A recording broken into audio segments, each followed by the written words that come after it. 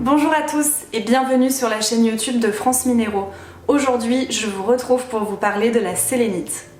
Alors tout d'abord, la sélénite tient son nom de sélénitis qui signifie pierre de lune en grec.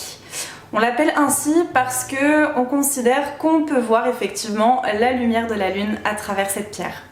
La sélénite appartient au groupe des évaporites et gypse blanc fibreux. Elle est effectivement composée d'hydrosulfate de calcium.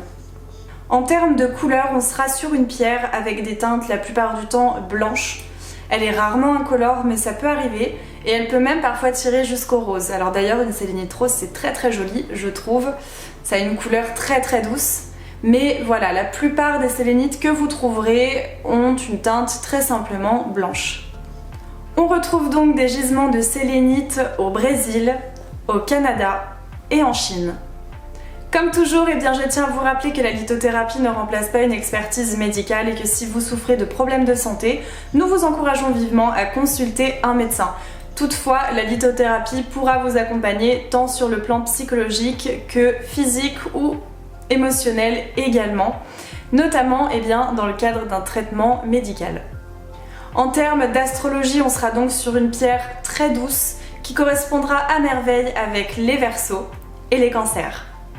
Alors sur le plan physique, en lithothérapie, la sélénite sera la meilleure amie de beaucoup de femmes, puisqu'en effet, elle est très utile notamment pour des règles douloureuses, ce que beaucoup de femmes subissent chaque mois, et également si vous souhaitez avoir un enfant.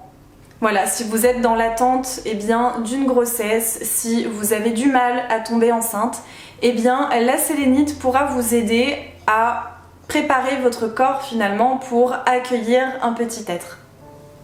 La sélénite est donc une pierre qui envoie des ondes extrêmement positives, des énergies très douces, très féminines également. J'entends par féminine vraiment le côté énergétique bien sûr. Elle viendra également vous aider si vous avez des problèmes de libido. Donc elle va insuffler vraiment une énergie de désir et va vous aider à retrouver votre libido très simplement. La sélénite, donc, ou pierre de séléné, est très utile si vous avez peur, si vous avez quelque chose en tout cas qui vous fait peur au niveau des premiers signes de vieillesse. La sélénite est reconnue pour repousser la chute de cheveux, pour stimuler également le cœur et pour diminuer également certaines rides du visage. Elle est très efficace effectivement pour traiter l'épiderme.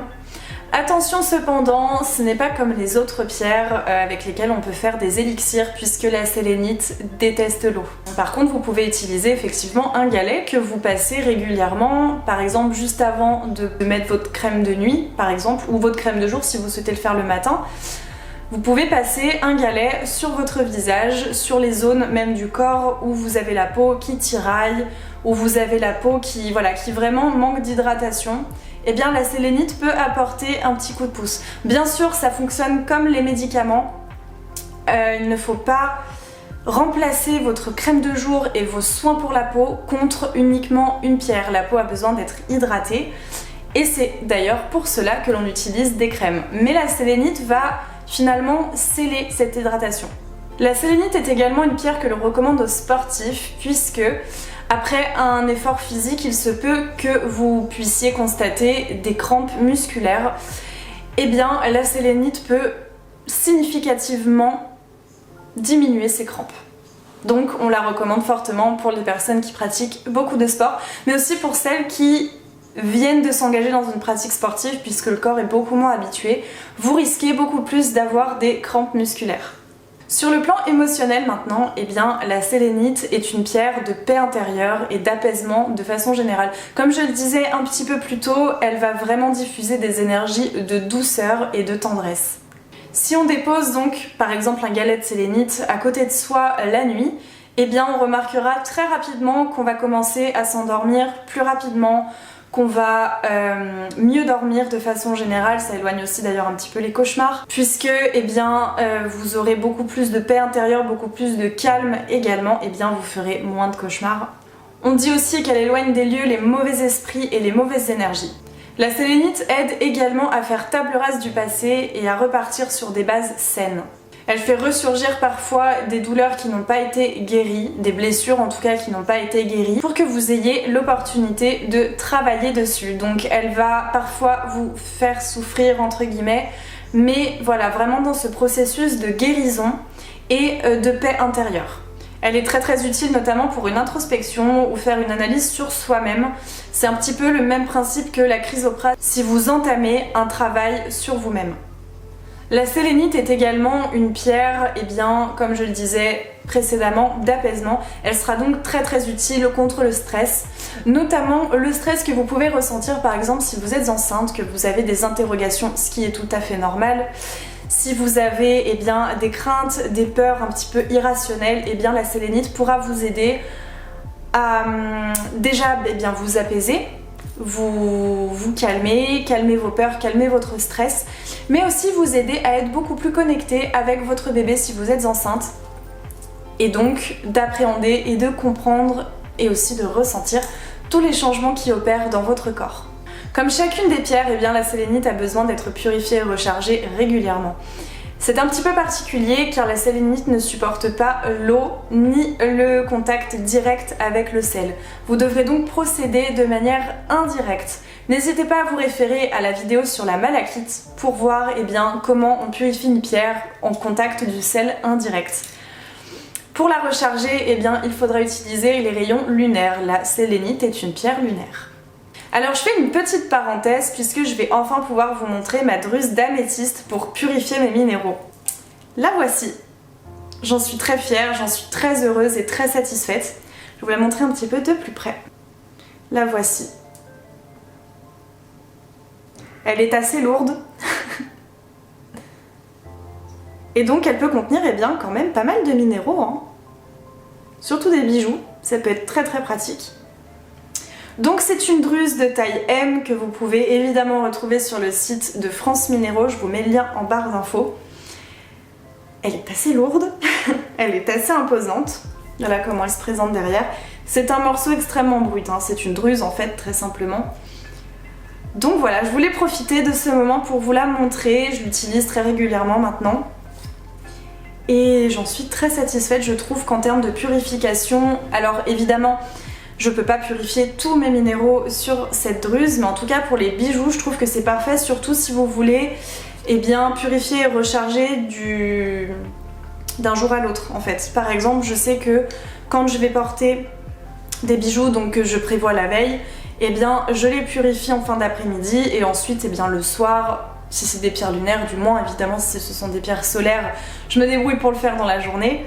Et donc juste après, eh bien, je les place au soleil ou à la lune sans avoir besoin de sortir le sel, l'eau, parce qu'en plus voilà, comme toutes ne se rechargent pas de la même façon, c'est parfois un petit peu compliqué. Au moins avec ça, il n'y a pas de problème, c'est compatible avec absolument tous les minéraux.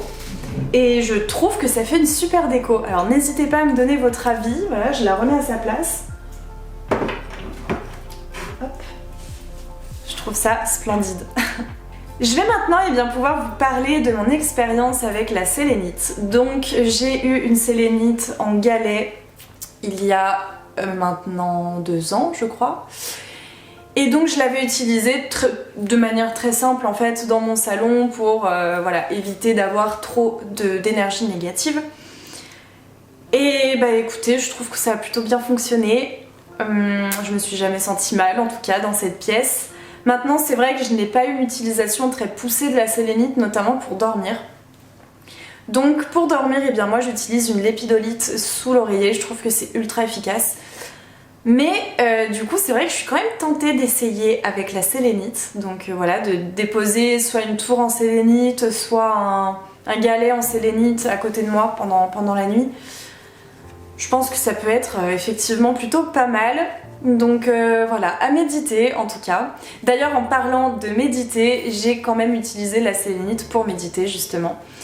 Et alors je trouve que c'est efficace, mais ça n'a rien à voir avec ce que j'utilise d'habitude qui sont principalement des pierres d'ancrage pour la méditation.